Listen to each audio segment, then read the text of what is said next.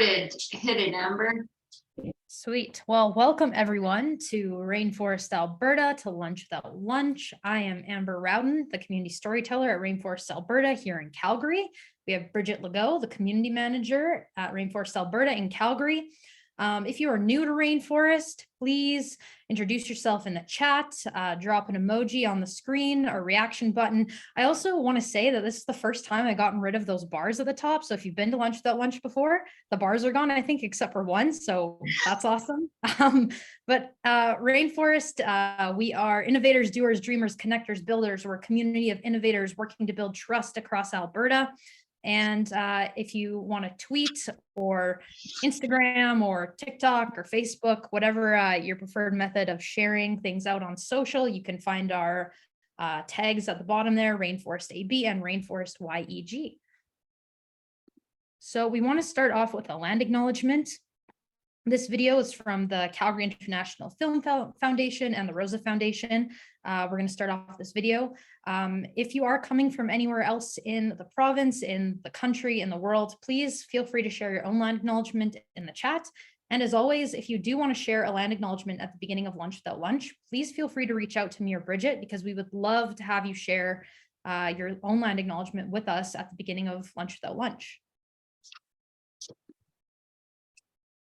Growing up, my grandma always told me that the land took care of us, and it still is taking care of us, and it never asks for anything back.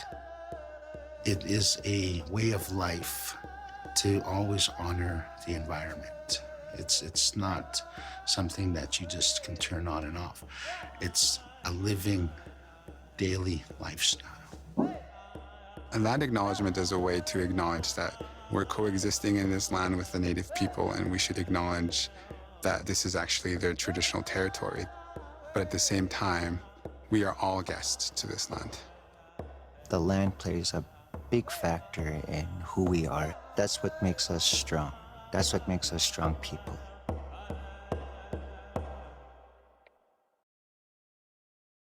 Growing up, my grandma always... Okay, so I kind of touched a little bit on what Rainforest Alberta is, but we also have this awesome explainer video that is an introduction to Rainforest, kind of what we do. And yeah, so I'm going to play the video. What does it take to realize an idea or for a seed to sprout? At Rainforest Alberta, we know the answer is rooted in trust. Traditionally, Albertans have cultivated their ideas in established systems. Inputs that don't fit these systems are weeded out. Opportunities for growth are missed. But now, Albertans want a dynamic landscape that can evolve organically, like a rainforest. At Rainforest Alberta, we believe a culture of trust is the fertile soil where ideas grow. Our budding innovation ecosystem is a network of relationships pulling each other up as they push forward in their own field. Trust breaks down barriers.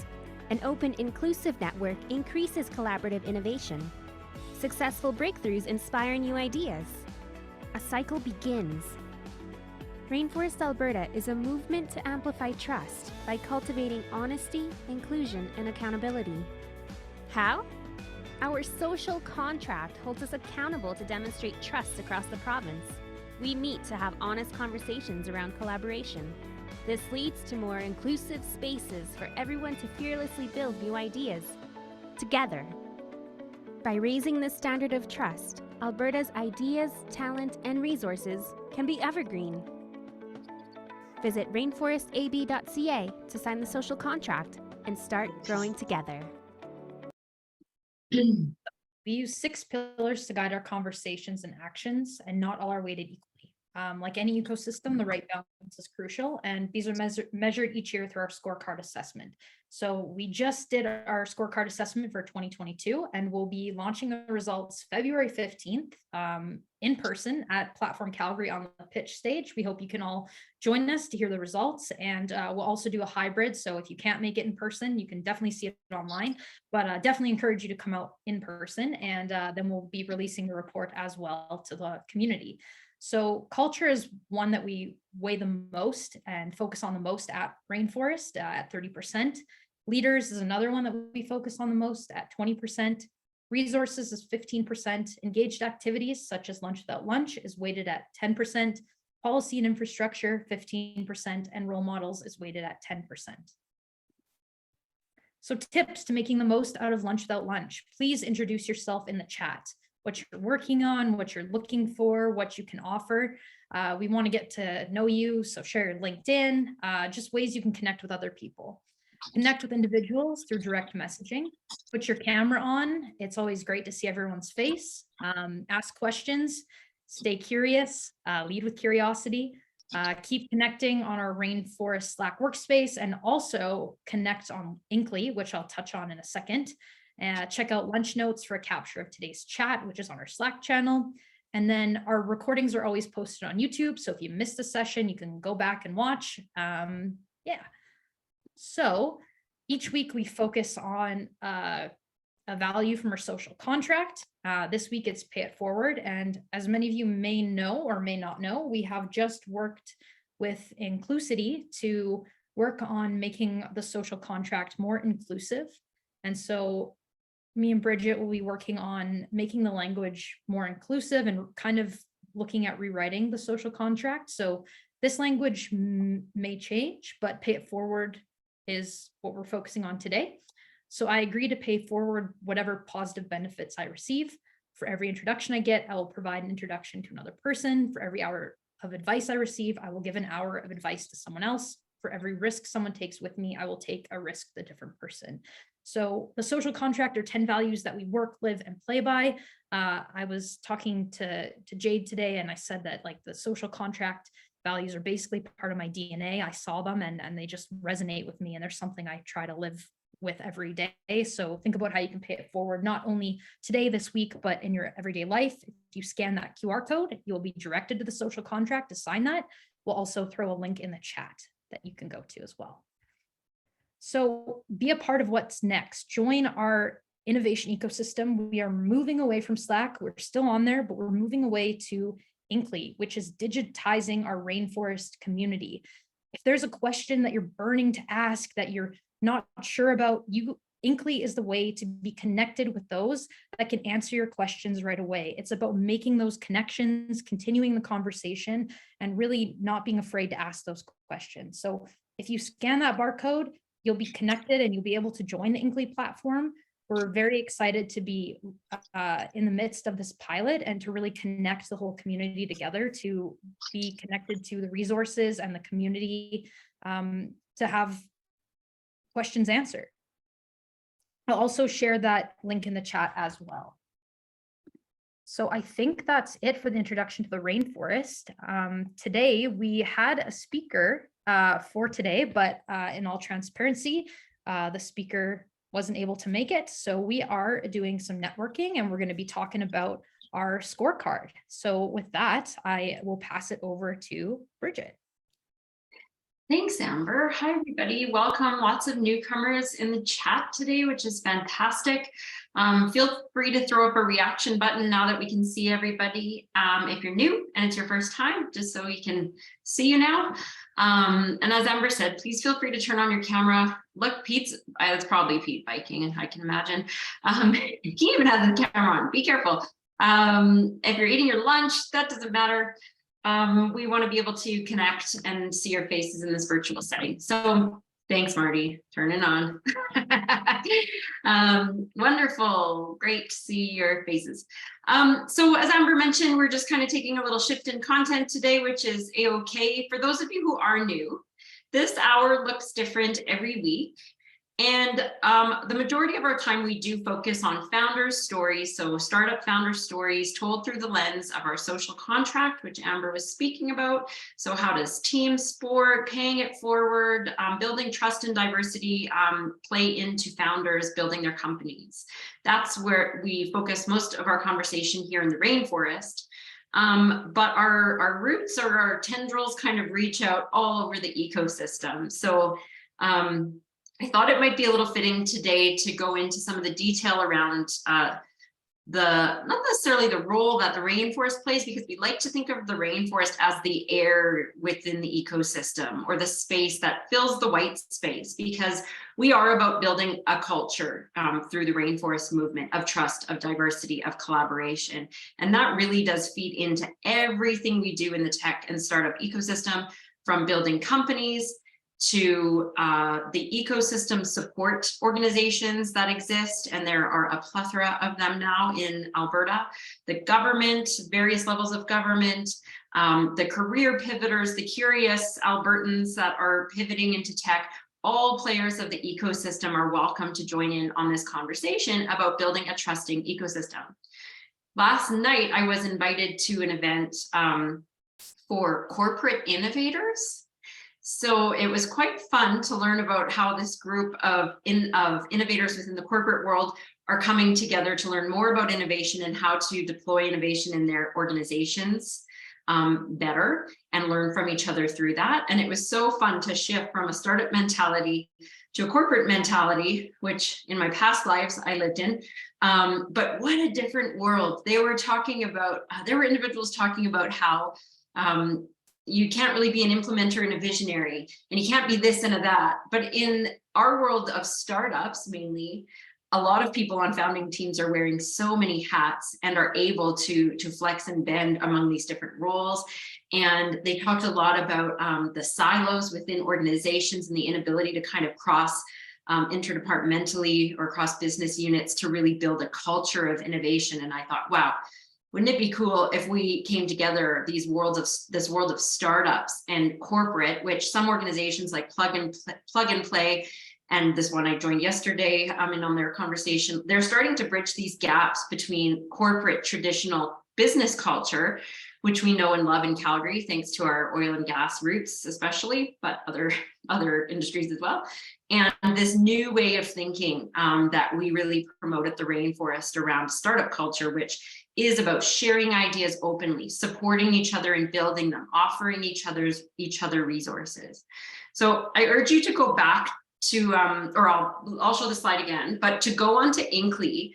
As Amber mentioned, we are taking this community digital onto a new community tool. Slack is kind of had its day in the sun as far as community building tools. It's great for internal work communication and whatnot, but as far as building communities, Inkly really provides us this opportunity to share all this knowledge and resources like we have all agreed to do when we signed the social contract. And so we ask that you be vulnerable, even if you're a leader within the ecosystem. Get on Inkly and ask a question yourselves, because something that the Inkly team has researched is the fact that leaders have more questions than anyone. They're faced with so many uncertainties and so many new challenges on a daily basis. Leaders have questions too. So get on Inkly, ask your questions, be open and vulnerable and sharing them, because somebody else in the community is probably also going to benefit from seeing your question. And some other just kind of side stories we've seen come up from this partnership with Inkly. We had a founder ask about startup funding. She got various answers to her question, which was fantastic, lots of great information and resources. But she also built offline connections, people she met in person, and she actually landed an investor just from asking that question. So the power of asking a question and being curious and generous on the platform is really immeasurable, in my opinion. So we are looking to take this pilot across the province, hopefully, and be able to connect. I know there's folks from Edmonton here today, and the other regional innovation networks. There are 7 or 8 throughout the province that work as kind of a cohesive Alberta innovation network. And we want to be able to take this platform across the province so that we can share beyond our city's boundaries. And so we encourage you to participate, because it really only works best with a lot of folks on the platform. Maybe, Amber, if you want to throw the link to it in the chat, that'd be good, because me and my screen sharing abilities, mediocre at best. So anyway, we're going to chat a little bit more about the scorecard today, as we mentioned, because, as Amber said, we have the results coming out in a couple of weeks, and we are super excited about that. Can you see my screen? Because now I can't see you. No, we can't, Bridget. Okay, this happens with my kabillion monitors. Hold on, please. Actually, Amber, you know what I'm going to do? I'm going to give you this link in the chat and you can share it. Do you mind? Yeah, for sure. That'd be awesome. Something else that I wanted to mention there. Inkly. Oh, in addition to what Amber said about the social contract, just to add to that, Amber, we had Inclusity run user testing on the social contract, as Amber mentioned, and Inclusity is working with a lot of organizations right now, which is wonderful, mostly on product user testing, but they worked with us on the social contract, so it's really cool. We had an incredible presentation from their team on the results of how various folks view the social contract. And so we'll take all the recommendations, and as Amber mentioned, we will be tweaking the contract a bit just as far as language goes, so it is more accessible. But if you are curious in checking out the presentation that Inclusity made to us, we're more than happy to share it. It really does belong to the community, as all things do here. So if you want to check it out, we'll share it with you. We're not going to post it on YouTube or anything, but if you want to, just reach out to one of us and we'll share and be interested in your feedback as well. So we can move ahead to the next. Oh, sorry. First of all, a raise of virtual hands or real hands if you attended our event a week and a half ago, which was called Innovation in YYC. Why are we keeping score? Was anyone with us? We've got Martin and Al were there. Yes, you were there. No one else. Okay, so Marty, now sorry if this is repetitive for you, but it was such an amazing evening and we had incredible feedback. We had some fantastic leaders join us in the conversation around what the scorecard assessment means. Why do we keep score? Why are we measuring these pillars that we talk about all the time in the rainforest? And it was so much fun. So we thought we'd bring a touch of that to today's Lunch Without Lunch so that everybody's set up with information and context for when we release the results in a couple of weeks. So we'll move ahead, Amber, to the next slide, which I think is just the Inkly QR code. So if you didn't have a chance, you can sign up here. I will let you know one little glitch on the Inkly sign up process right now is that if you use this QR code, you'll be brought to like the website, but there is an app in the App Store. You just have to download it separately. It won't bring you to the app, just because this QR code brings you directly to the link associated with Rainforest. If you have any problems logging on or getting in, just let Amber or I know. And one other quick thing to mention about Inkly, actually, before we continue on the scorecard conversation is there are more features to come. Inkly's a startup as well. And so they will be adding features based on our feedback. So if you have any feedback to share, do not hesitate. This is how startups grow and iterate, is through your feedback. It is so welcome. So please do share it with us. We can't make this platform better without your feedback. So please share what your thoughts are so far. And we'll go to the next slide. All right. So these pillars, why are we talking about these pillars? Why do we measure them through our scorecard assessment? Some of you might be thinking, what is a scorecard assessment? If you've been around the community in the last month, you've probably heard us talk about it incessantly. We have been spamming the heck out of everyone, and we apologize, Amber and I, trying to solicit your participation in the survey. It's a survey with about 4 or 5 questions attributed to each of these pillars to measure them on a scale of 1 to 10. And it also collects various demographic data so that we can slice the scorecard survey data into various demographics and see how different folks with different lived experiences are experiencing the ecosystem. Because if you know a little or a lot about the rainforest analogy, a rainforest, I guess, flourishing kind of capability comes from diversity. It's the #1 value on our social contract. So Amber and I do considerable amount of work behind the scenes on the topic of equity and inclusion and belonging. We work with ecosystem partners such as Platform Calgary and the 40 or 50 plus organizations that work within the Calgary Innovation Coalition. It's a group of support organizations for the ecosystem. We spend considerable amount of time actually working on these topics, how to advance equity, inclusion, and belonging in the ecosystem, because it is so core to the rainforest analogy. So we measure the pillars, and we measure that DE&I aspect on the survey itself. As Amber mentioned, these pillars are weighted differently. And just to be super clear here, yes, this is a rainforest analogy, and we talk about Rainforest Alberta, but the scorecard is measuring the entire Calgary ecosystem, not just the community as you may perceive it through Lunch Without Lunch or any of your other involvement or conversations with other rainforesters. The survey is meant to measure the ecosystem. So policy and infrastructure, that's obviously not a place everyone in this room plays within, but some of us have impacts within this pillar. Some have more impact within engaged activities, maybe events, whether it be through your own startup throws or that your organization throws. Resources, if you're a support organization in the ecosystem, this might be a world you play in. Leaders and culture, though, we all play within these pillars, not just rainforesters or folks who have signed the social contract, though we hope everybody does, but everybody within the ecosystem. So if you want to know more about these pillars, there's plenty of information kind of buried deep in our website, so we can guide you there if you need help.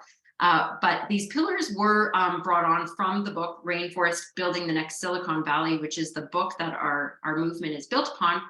And then over the years, we've iterated on this scorecard assessment. So it initially started from some consultants that Rainforest Alberta worked with when the movement began. And those consultants had this assessment tool. They worked within the rainforest analogy in the US, and they came up to Alberta and they said, okay, Albertans, here is an assessment, a survey on how you can measure these pillars in your ecosystem so that you can continuously plan for areas of growth, gaps, analysis, all that good stuff. One little hiccup here was that the scorecard assessment was actually built for organizations, not to measure entire ecosystems. So there was a bit of challenge with kind of the way the questions were worded. Then those consultants who offered us other services as well, they said to us, you've outgrown the work we do with the rainforest analogy. We're moving on and fly, little birdie, fly. And so our movement continued to fly through with various leadership at the helm, a lot of you who are here today, and it continued to grow and shift and mold to how our ecosystem was shifting at the time. So a few years after those consultants left, they said, or our community said, we have outgrown these questions, let's rewrite them again. So in 2019, they rewrote the questions. Now, at that point, we ended up with great intention, however, not the best survey tool, because there was a lot of double-barreled questions. Things just weren't clear. So last year, we worked really hard with a group of psychometric experts, data analysts, and ecosystem leaders to really make a sharpened up survey tool. We know that the survey as it exists today is not absolutely perfect, but we don't want to make any more changes for some time so that we can get consistent data year over year. And to add to that, the data isn't inconsistent year over year. We didn't change the core of the questions. In a lot of cases, the questions we landed on now that we use now are very, very similar. In some cases, identical to what they originally were, with just some different wording, bringing it to an ecosystem lens instead of an organizational lens. So if there's any questions about that history, we're open to them. Let us know. You can either raise your hand now or put it in the chat. And otherwise, we'll go to the next slide. I have a quick comment, if you will. Yeah. Hi, that was me on the bike, and I'm safely inside again. I think so much has progressed in this ecosystem, and the scorecard, like you said, has changed, so it's difficult to kind of go year to year to year. I agree, but I think there's other information out there that's floating around, and I think we'll get it from not just in Calgary but outside of Calgary. Like, of course, the ecosystem expands well beyond Calgary now and up into Edmonton and that sort of stuff. So I think there's a lot of really positive stuff, and I don't think the scorecard's going to really represent it the way we want it to. So I love the idea that we're going to keep it in place for a longer period of time. So good on you. Yeah, thanks, Pete. And again, like it's not a lot of change in the questions from year to year. It's slight wording that gives clarity to the respondent on exactly what they're answering, but the core of the questions were not greatly changed. I will also mention that Edmonton has its own scorecard survey. It was ran in the fall for 2022. We just ran ours in the new year because of just the cadence we were on. So it measures our city, and the resources we have allocated to developing this survey and carrying it forward are devoted to Calgary's ecosystem. That doesn't mean we don't work throughout the province on all ecosystem work that we do as a community, or we aren't connected, and we work with Rainforest in Edmonton obviously very closely as well, and we'll soon, I think, have both cities aligned to one survey. They were kind of slowly and analyzing and we're kind of merging, I guess, in after many conversations about it. So we've put here what I meant was not just Calgary. What I meant is that the ecosystem is made up of agriculture, forestry, all of these things mesh together, because the startup community includes that stuff. Absolutely. Yeah, so we also have that breakdown in the survey by industry and by your role in the industry. So whether you're a founder, team member, what have you, which is the joy of all the demographic data we brought to the survey. We do know it takes a little longer to fill out, but it does provide great insight. We also know that this is one of many reports that will come out around the ecosystem's health, let's call it, in the city. And we have been talking to Calgary Economic Development, who's doing significant research very preliminarily with the chamber. There are also many diversity, equity, and inclusion reports on our ecosystem and across the country, as well as other kind of, I'm trying to think of the one, global something or other carries out, and then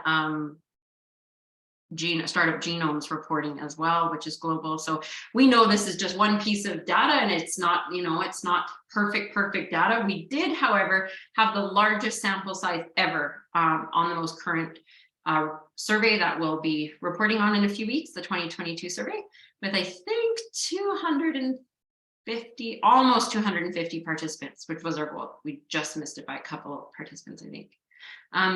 Peyton, go ahead. Sweet, thanks. I guess my question was, back in like 2019, when you did the whole like rewriting of the questions, did you bring in any like psychologists to do the rewriting? Or was it just kind of like the group of people in the community that rewrote it? I wasn't here. The documentation that exists from it shows a list of about 20 or 30 community members. I'm sure some of them are here today, so maybe they want to comment. Yeah, no, there was no, it was just 20 or 30 community members that did our best to try to fix the things. There's no psychologist, there was nothing like that. Okay, interesting. Yeah, I guess I'm really interested in psychology, and my partner is currently studying at university. So we always kind of talk about surveys and stuff, and how having a psychologist on board really helps kind of tailor the questions in a way that the question doesn't like influence the way people answer them. Because I find that's a really big thing in surveys, when like the question asks it in a way that like kind of garners a response from people. But yeah, just something I was curious about. So that is who we did involve, though, this last iteration, Peyton. So last year, almost Dr. Janelle Morgan, she's a PhD candidate. Okay. Their bio and our DE&I consultant and the data analyst group bio, they're all in the report, which I just threw in the chat. Pretty lengthy report last year because of all the changes and things. This year's report will probably be just as lengthy. And if you don't see Amber and I for a few weeks, it's because we're busily helping write and create it. Nice. Sweet. Yeah. Thank you. So thanks for that. So this was our score last year. We took we had the highest participation to date of 2021 last year, but also took a dip in score. It seemed really very kind of realistic and aligned with where the ecosystem was at, simply because of like pandemic challenges, economy, different things, and you can see highlights of that in the report I threw in the chat as well. So we certainly don't view the dip as something negative, like any data. It's just good for consideration. So I'll go to the next slide, Amber.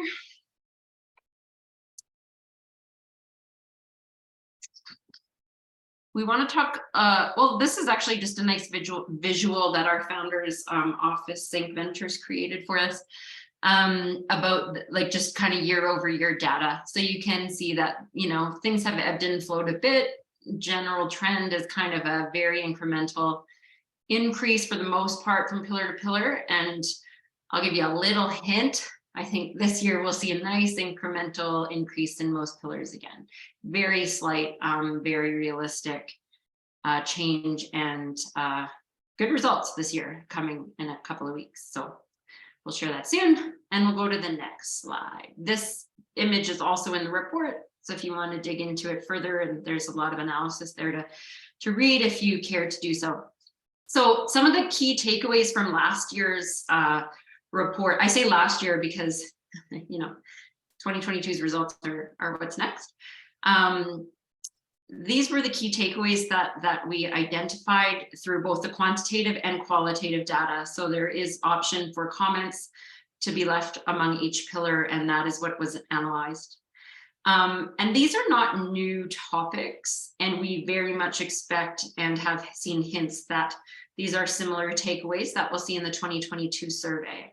So there's ample room to increase funding and investment opportunities. If you're a founder, this is nothing new to you, especially. A strong appetite for mentorship and a desire for central resources. This is something that has come up year after year after year. And it's another reason we've decided to engage with the Inkly platform instead of another community platform, simply because the platform does make access to resources and access to advice and opportunities available to everybody. And we've seen that on Inkly already, where students from Inception U are talking to venture capitalists or senior academics at U of C. So these folks would not really otherwise collide, generally speaking. So Inkly is really providing that digital space for unlikely collisions and accessibility to these pieces that we're quite excited about. Growing and attracting talent, super hot topic amongst us, the whole province right now, as are all of these really. The importance of DE&I has come up repeatedly, especially diversity of leadership and role models. So people not always seeing themselves in who are the kind of representative of leaders in the ecosystem. A lot of old boys club comments and echo chamber kind of type comments there. And so how can we move past that and grow the diversity of the ecosystem? And yeah, that the startup community welcomes more support on the challenges surfaced in this report. So I'm not sure if there's a next slide actually, but what we talked about at our event last Thursday was how can each of us as individuals or within our own organizations advance these key areas and or the actual scores of the pillars.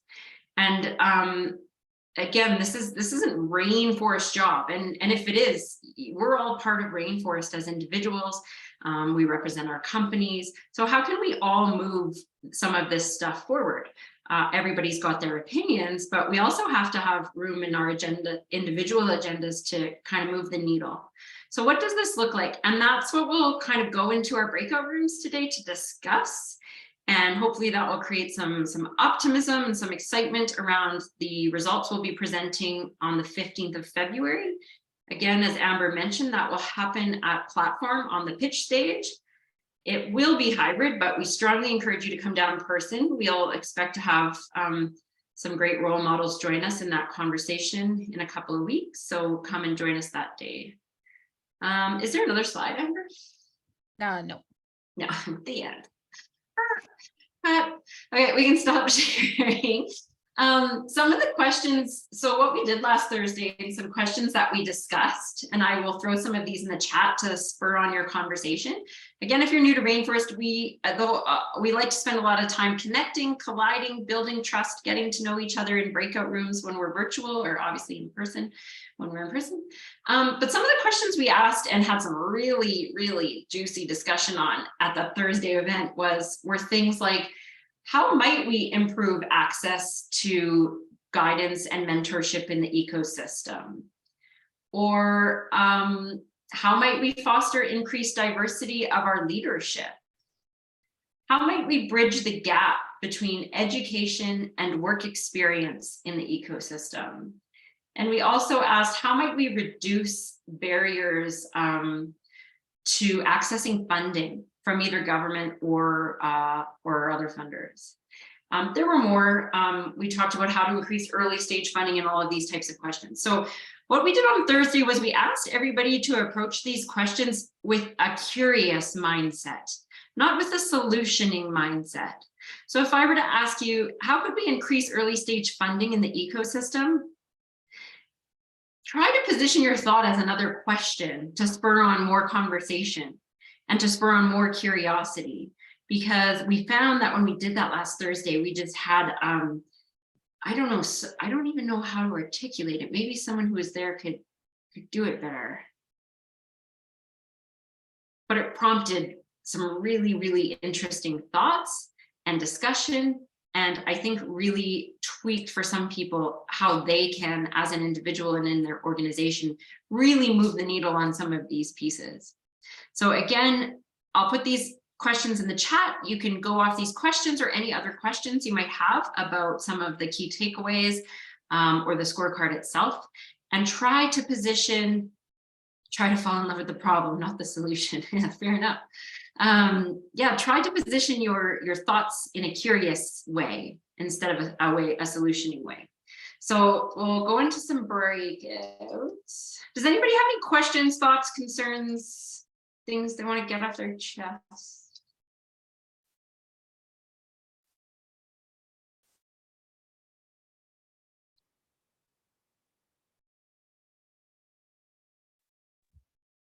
Bueller. Just kidding. Ferris Bueller? No takers. Okay. We're gonna open the breakouts. I will put the questions in the chat, and we'll see you back in about 7 minutes, and then we'll spin the breakout wheel again. Just trying some things out in Zoom because it's fun. Does anybody want to share what was discussed in their breakout room?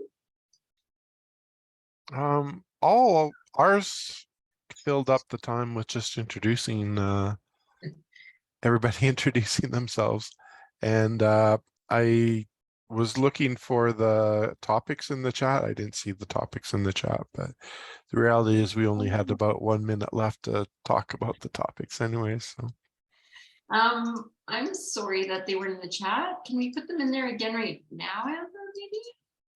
Yeah, I guess we also just spent the entire time introducing ourselves and saying hi. But I think when we go to the breakout room, we're put in a compartmentalized chat, so we don't actually see the main chat from the room. So yeah, I don't know how we can make it so that we can actually see the questions, but yeah, we just said hi and talked about who we were a bit.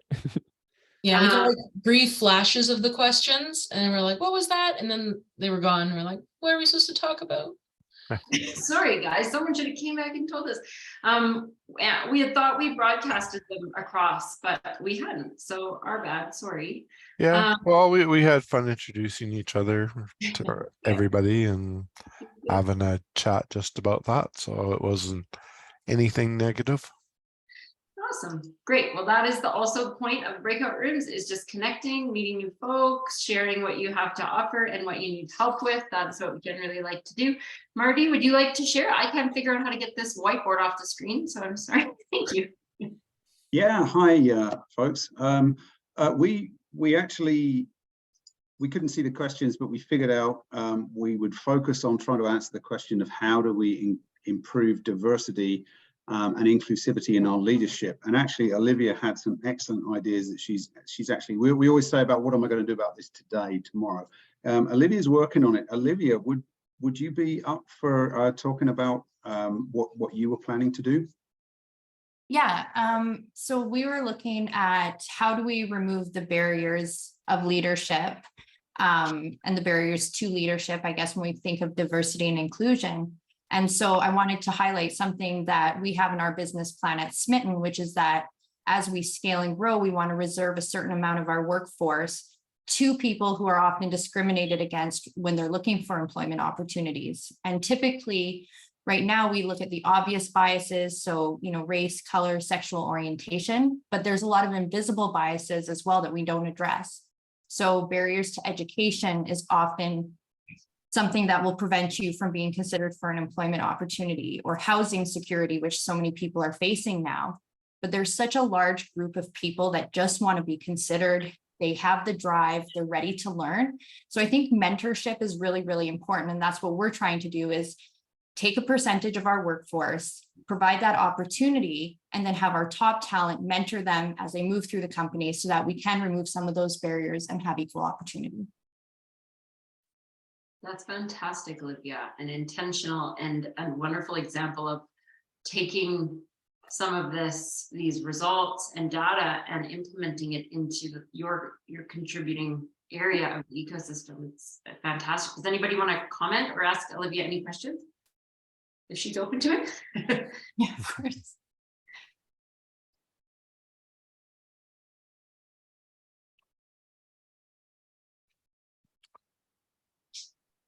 Okay. We have time for a very short breakout room, so we're going to make them smaller. You'll probably just have time to introduce yourself, and that's okay. Though if you have time to talk about anything else, that's okay too. It'll just be a couple of you per 2 to 3 per room. So have fun, and we'll come back for community announcements. Time of the hour, we go into community announcements. So we wanted to first just share a little bit about what's happening with Lunch Without Lunch this hour. You may have realized that we've been a little slow with scheduling, and that's because we've just had a lot of other things going on the last few months. But we've got some great stuff coming up, and things are going to look a little different than we're used to. So we have next week, we're going to be talking about these leadership circles that we're going to be launching. We've been talking about rethinking leadership now for several months, and we're going to give everybody an opportunity to rethink leadership through some peer learning that's going to be curated by some leadership folks in the ecosystem. So we'll talk about that next week. Then we'll have our scorecard results on February 15th, as we've mentioned several times now. Meet us at platform. And then in the coming kind of Feb into March, we're going to be going around to the various post-secondaries. We're already lined up for a few dates at U of C's Hunter Hub for Entrepreneurship, MRU's Innovation and Entrepreneurship Center as well. And so it's going to be lots of fun. We'll try our best for hybrid, but those will be best done in person. So if you want to get the most out of them, please come in person and meet the student innovators we have at our city's universities. We'll probably at some point take a tour of NEO. They have invited us to check out their offices and learn about their talent program and various things they're doing for the whole ecosystem. Amber and I went the other week, and it was super cool. So we'll bring everyone there. So watch for that on our Luma registration page. All right, Peter. Just quickly, there's a group of us that get together with peer guidance. If you look at that chat item that I put in there, but we meet every Tuesday at Reds in Kensington, and there's, you know, often 8 to 12, 15 people that get together and just talk about entrepreneurs and meet and greet and have a coffee for about an hour and a half. And so you're all welcome to join. There's no charge. You have to pay for your own coffee and breakfast, but great place to do some networking. And again, that's Reds in Kensington. Yeah, we on were talking Tuesdays. about that at the top of the hour because it's happening in Edmonton now too, I guess. So that's great. Yeah, Hey, yeah. All right. I guess I was just going to ask, you were talking about working with institutes. Have you guys talked to SAIT at all? Are you interested in talking to SAIT? yes, absolutely. And we have. Okay. We just haven't scheduled anything yet, but it's Okay. it'll probably be down the line for sure. Cool. I was just going to You say, wanna like, help us? Let us yeah, I know. talk with a coordinator all the time there who like does a lot of stuff in tech at SAIT. So if you wanted me to like mention you, I could, or if you already Please talked do. to them, then We have, but the more the merrier. So please introduce us. Okay. That'd be great. I know it's the top of the hour if you have to drop off. Thank you for coming, but we'll continue on with Richard. sweet. Yeah. Pete, did you have that link, Pete? I just didn't see it. Maybe I'm blind. Of peer guidance. Yes. Yeah, I'll have to, it somehow disappeared on the chat, but I'll put it in there again quickly. Okay, Thank we'll you. hop over to Richard quick. Sorry guys to cut you off. So yeah, I'm a founder of Data Farmers. We recently got admitted to Alberta's Catalyzer Traction Program. So we recently just launched in beginning of January, and we have about 5 or 6 AI customers right now. So yeah, if you guys are interested in investing, hit me up. Yeah. Richard. Or we're also looking to hire too in about 2 or 3 months from now. Okay. Yeah. Keep connected. That's great news. Congrats. Amber, did you have something? Oh, Queer Innovation Meetup. Yeah, I don't know where the location is, so just realize, just throw it in the chat and that's it. Cool. And Elaine's looking for volunteers for circular economy. That sounds good. Yeah, we're running a focus on Canadian businesses that are making an attempt to be circular, and we want to showcase them. And it's a global event. So even though we're a Canadian session, it's meant to attract everyone through circular regions. So if you're interested, hit me up on LinkedIn, message me or whatever. Thanks, Lane. Okay, thanks everyone. We're over time. Have a great rest of the week and we will see you next week.